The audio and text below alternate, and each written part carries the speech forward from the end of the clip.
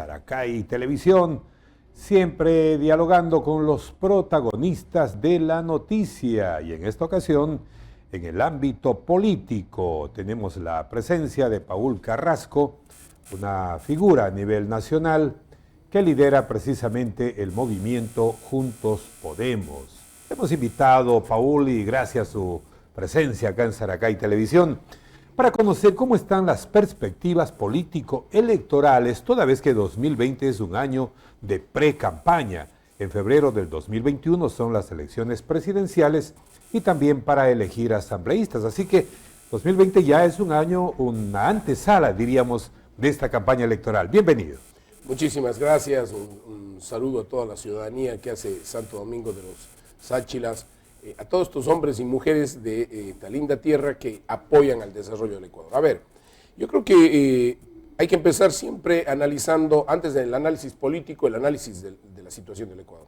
Un país con un sobreendeudamiento, con problemas de liquidez, ¿sí? Un país que no tiene, además, no solo problemas económicos, sino lo que más grave es para mí, no hay un norte, es decir, no hay un plan que nos permita decir hacia dónde vamos en el modelo económico. Y claro, este gobierno ya no lo planteó y por lo tanto creo que estamos dando tumbos, vamos de tumbo en tumbo porque no hay claridad en lo que tenemos que hacer. Sin embargo, sí es importante, y poniendo las cosas en su justa medida, es importante puntualizar que el gobierno actual obviamente ha heredado una situación económica desastrosa, que es lo que realmente ahora nos tiene a los ecuatorianos en esta crisis tan grave. Yo soy de los que creo que a uno le eligen no para ver las batallas o para pelear las batallas del pasado. Yo soy de los que creo que sí, siempre va a haber alguien culpable de algo. Estoy de acuerdo que la situación era complicada, pero cuando a uno le eligen para llegar con un plan, estructurar frente a la situación en los primeros meses de gobierno, estructurar los objetivos a mediano, largo plazo, ¿sí? Y empezar a implementar ese plan. Lamentablemente no se lo hizo, sabiendo la situación. Me parece a mí que es necesario entonces, en esa misma dinámica, entrar a definir que tampoco es que hemos tenido, si bien tenemos un país que es cierto que ha retomado la paz, de alguna manera se está tratando de darle independencia a los poderes del Estado. Sin embargo, también esto ha generado una falta de liderazgo, digamos, ¿no? Este proceso de transición, que no hay que darle la responsabilidad exclusivamente al presidente Moreno, sino creo que también a ciertos actores políticos. En esa lógica de no tener un plan y, claro, de no tener liderazgo y no estar definido cómo el Ecuador va a salir de este tema, y no hay consenso además, entonces, ¿qué pasa? Eso se traslada al pueblo ecuatoriano. Y el pueblo efectivamente lo que siente son medidas, lo que siente es que no hay quien les guíe, siente desesperanza, porque de hecho el gobierno anterior les vendió la idea de que todo estaba bien, nos vendió la idea de que todo estaba bien. Efectivamente, frente a eso la gente... Todo estuvo bien hasta que el petróleo costó $120, $140 el barril, pero cuando el precio del petróleo cayó, automáticamente el país entró en grave crisis económica, vino la época de las vacas flacas, Paul, y eso es lo que estamos pagando ahora. Pero lo que pasa es que cuando uno es agricultor, ¿sí?, prevés que va a haber sequía y entonces asumes la administración planificas de tu con finca, tiempo, ¿no? Planificas, llegas y planificas, porque mira, el gran problema, a ver, la crisis... Paul, pero el problema es que no hubo ahorro en la época de bonanza, no se pensó, justamente como Paul Carrasco acaba de decirlo, pensar en que pueden venir épocas de crisis y que hay que ahorrar y que hay que poner reservas para esa eventualidad. En este caso no se lo hizo. Sí, pero si seguimos hablando, porque si seguimos hablando de la etapa de Correa, sí, yo creo que eso es lo incorrecto. Sí, lo correcto era, a ver, y es, ¿cómo vamos a resolver ahora? Y yo creo que es necesario en este marasmo que el pueblo está sintiendo. Entonces me da la impresión que ya allí hay un descalabro político, porque mal o bien la gente dice, a ver, antes estábamos mejor, independientemente si era verdad o no, hoy estamos mal, pero sobre todo no hay rumbo, no hay liderazgo, no hay quien marque la línea. En esa perspectiva yo creo que el ámbito político cayó en ese mismo marasmo, ¿sí? Y a partir de octubre muchas candidaturas, o creo que la gran mayoría, perdieron el rumbo porque efectivamente se ligaron a ciertos sectores en donde no existe posibilidad porque estás en contra del pueblo, en definitiva. En esa lógica es necesario entonces empezar a reestructurar una propuesta. Miren, más allá del proceso electoral del 2021 y de este año electoral, es necesario, ojalá, que todos los partidos, movimientos políticos y la sociedad civil y los sectores sociales nos reunamos y pongamos una línea en la que digamos, a ver, en lo económico vamos a hacer esto. Si logramos ponernos de acuerdo en lo económico para mediano y largo plazo, ese ya es un gran acuerdo social. Y si es que los candidatos, solo esto, si es que los candidatos, eso es lo que yo veo a futuro, lo que se debería hacer. Paul, ahí surgió una inquietud al conocerse, y claro, esto se hizo público en los últimos días, que el nombre de Paul Carrasco suena para una precandidatura presidencial. Y hablamos ya precisamente de lo que usted acaba de manifestar, de buscar consensos, buscar acuerdos en aras de el futuro, el presente y el futuro del país. ¿Qué posibilidades hay? ¿Cómo está tomando Paul Carrasco este pedido de diferentes sectores ciudadanos del país de que se postule para la presidencia de la República? Y dentro de ello, lo que usted acaba de manifestar, buscar esos consensos por el bien del país, en donde los actores políticos de alguna manera renuncien también a sus intereses personales o grupales, pensando en el bien y en el futuro del país. A ver, yo creo que lo que iba a decir, sería extraordinario que nos pongamos de acuerdo todos los precandidatos, los que estén nombrados, y con la gente, y nos reunamos y hagamos un pacto social. Definimos cómo vamos a resolver el tema económico del país, y una vez que definimos eso, firmamos un acuerdo, que el que gane las elecciones aplique ese programa y el resto le apoyamos. Esa debería ser la dinámica de un nuevo acuerdo nacional. Con respecto a mi candidatura, yo lo que he planteado en el movimiento Juntos Podemos, y gracias a las peticiones en la ciudad de Cuenca, en la ciudad de Guayaquil, a gente que ha planteado en Tungurahua también, les agradezco muchísimo. Yo les he dicho que soy un precandidato, que acepto una precandidatura, pero que eso no significa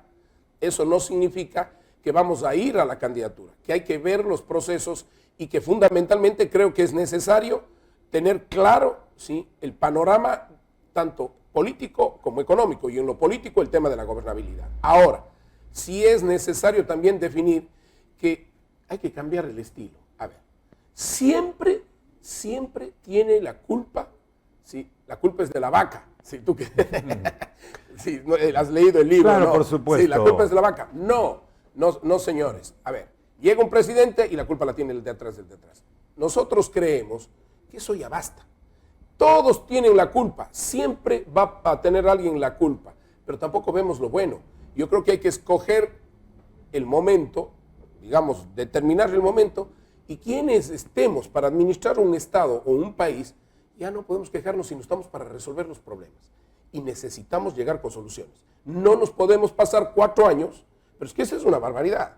O sea, pasarse 4 años de la administración y hasta ahora seguir diciendo que el presidente Correa es, tú sabes y ustedes conocen que yo fui opositor a Correa, pero para mí la labor fundamental de un político es, sí, hacer política. ¿Pero qué es la política? La política es la ciencia y la técnica que busca soluciones para organizar y ordenar una sociedad.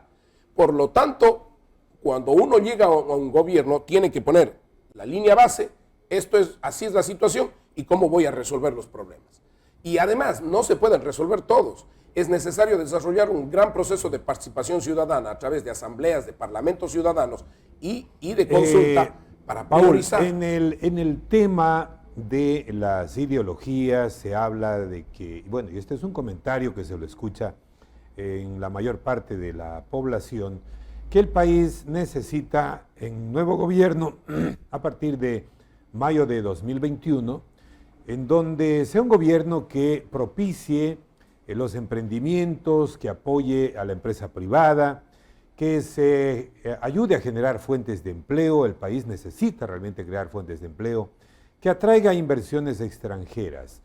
¿Cómo mira usted, Paul, este pronunciamiento de una gran parte de la ciudadanía que pide realmente un nuevo gobierno que le dé al país esa posibilidad de abrirse a los mercados internacionales, de dar oportunidades a inversionistas extranjeros y crear la seguridad jurídica que se necesita para que el país pueda recibir precisamente esas inversiones extranjeras.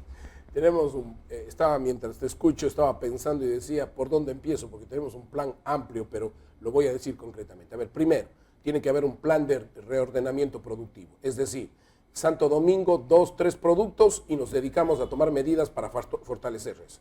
Luego, ¿sí? Eso implica entonces, por ejemplo, si es La Palma, ¿no es cierto? Entonces implica, ¿sí?, 0 aranceles para todo el tema de insumos agrícolas, ¿sí? Implica, para insumos de La Palma, implica, ¿sí?, crédito barato, porque vamos a tener que luchar con los banqueros privados y con el sistema financiero estatal, porque hay que bajar definitivamente al 3-4%. Luego, implica créditos que se ajusten, ¿sí?, que se ajusten al periodo de producción, porque eso es lo que no está pasando. Igual para temas industriales. Entonces, ordenamos la producción, que es una teoría de Marcel Aniado de Wynn, que yo la retomé. Él fue ministro de Agricultura en la época de Félix Cordero. Y eso no quiere decir que sea de derecha, ¿no? En esa lógica, entonces, primero, plan de ordenamiento productivo. Segundo, con medidas económicas focalizadas, ¿sí?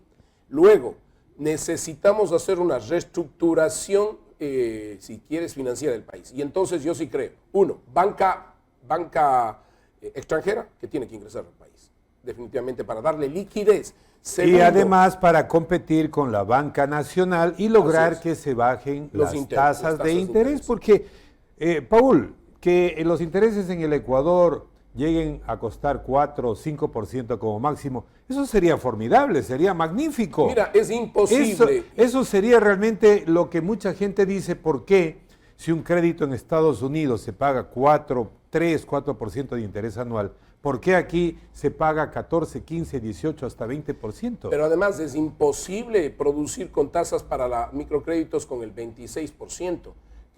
Eso es una locura. Entonces es una lucha que hay que convencerles a los banqueros, o si no, habrá que realmente tomar medidas decisivas. Pero creo que en vez de ganar 600 millones de dólares, 500 millones de dólares de este año, que ganen, sí, 250 millones o 300, que ganen menos, pero es hasta burdo que en el país el 70% de la población está en desempleo, subempleo. Yo recorro el país y veo cómo están. Y luego, en el mismo reordenamiento financiero, además de traer banca extranjera, es necesario y tener claro, necesitamos convertirnos en un país que reciba capitales, ¿sí? Nosotros controlamos, le damos seguridad aquí, a cambio de no cobrarle impuestos y darle facilidades, esos capitales que se guarden aquí, esos capitales tienen definitivamente que, por lo menos un porcentaje, generar encadenamientos productivos. Es decir, serán pedidos, Paul, para que generen microempresas y empresas, ¿no? Y finalmente, con esto termino, la autonomía. La autonomía. Se produce en Santo Domingo, se paga en Santo Domingo, se queda en Santo Domingo. Es muy largo explicar la reforma estructural que estamos planteando, pero definitivamente vamos a un modelo semifederado y en donde las provincias sean autónomas. Bueno, es importante escuchar a Paul Carrasco, precandidato a la presidencia de la República, haciendo un esbozo muy sintetizado de lo que sería un posible plan de gobierno en el caso de que llegara a consolidarse su candidatura. Pero, y ya para concluir la entrevista y de forma asimismo muy resumida, ¿cómo se podría lograr aunar esas fuerzas políticas para lograr un triunfo electoral, toda vez de que se avisora un panorama electoral bastante disperso? Se hablan ya de algunas precandidaturas, que los indígenas tendrían sus candidatos, que por otro lado los socialcristianos tendrían su candidato, que Lazo prácticamente ya se lo ve pues promocionándose incluso en algunos spots televisivos. Entonces, hablando de una gran cantidad de candidatos, ¿cómo se podría lograr que el país realmente tenga una racionalización política con miras a tener en las elecciones de 2021 un resultado que desemboque en un gobierno que finalmente logre sacar al país de esta crisis? Yo no sé si existe racionalidad política en el país, ¿sí? Y menos en una etapa de elecciones. Pero creo que efectivamente hay que intentarlo. Yo veo que al final habrán varios candidatos, sí, muchos candidatos, y muy pocos querrán realmente construir una propuesta de alianza. Sin embargo, nuestro rol y mi rol como precandidato y como presidente nacional de Juntos Podemos es efectivamente ir hacia allá, hacia la búsqueda, ojalá, de un frente que vaya desde el centro izquierda hacia la izquierda, un frente progresista. Yo ya no creo en las ideologías, digamos, más allá de que existen. Sí, yo soy un hombre demócrata, nosotros creemos en la democracia para la convivencia, pensamos mucho en que es necesario hablar con todo el mundo y buscar alternativas en la diversidad, ¿sí? Encontrar en las diferencias puntos de acuerdo y poder gobernar. Es necesario buscar más que un acuerdo electoral. Yo creo que eso es lo que hay que plantear. A ver, si queremos buscar un acuerdo electoral, va a ser muy difícil, definitivamente, por los intereses sectoriales. Tal vez ese acuerdo se podría dar, pero a la segunda vuelta, porque en la primera vuelta obviamente van a haber varios candidatos, pero ya en la segunda vuelta, dependiendo quiénes pasen, precisamente, allí habrá que lograr esos consensos. Sí, a mí me parece que, primero, en la primera vuelta hay que intentar lograr un acuerdo, un pacto social, un acuerdo social. En definitiva, con la ciudadanía y los candidatos, intentar tener 2 o 3 objetivos de Estado. Este país no tiene políticas de Estado, pues.